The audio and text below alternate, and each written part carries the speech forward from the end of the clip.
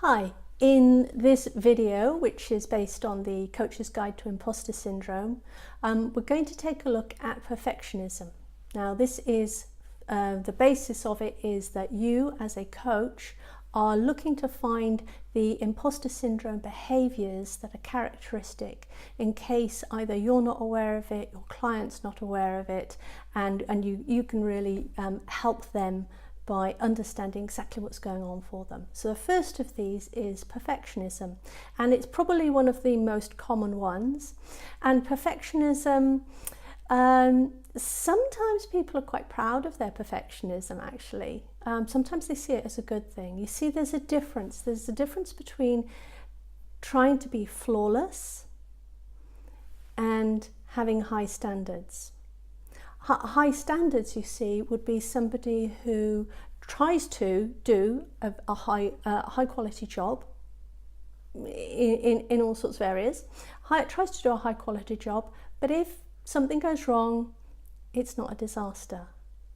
If it goes wrong, then you just kind of manage it, fix it, do whatever needs to be done to resolve the issue and maybe learn something from it.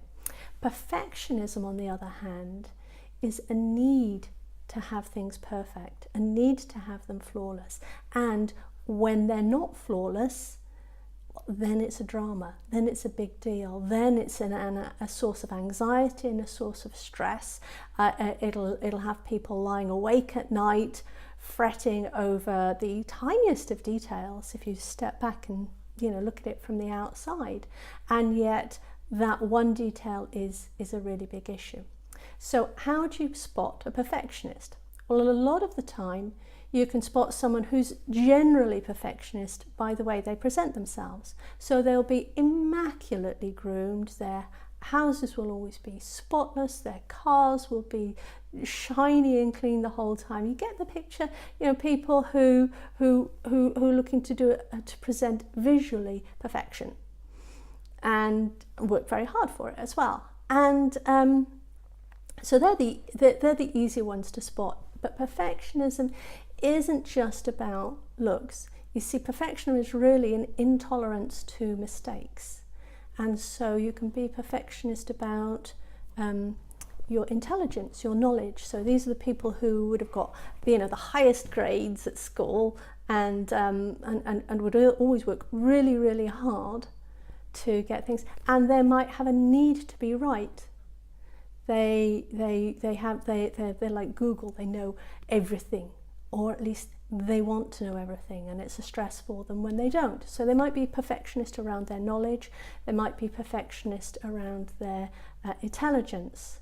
They may be perfectionist in a way that shows up in a different way. For example, they may be perfectionist with regards to reports. So people who cannot have a spelling mistake, or cannot have the grammar wrong, whose presentations must be perfect.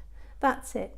Now the problem for everyone is that need. It's an emotional need to have things perfect, because it's or else. If there is a mistake, then and it's really the meaning behind it. What does it mean for me? It means that. And usually what it comes back to, on a quite deep level, is it means that I'm bad, it means that I'm worthless, it means that I'm no good.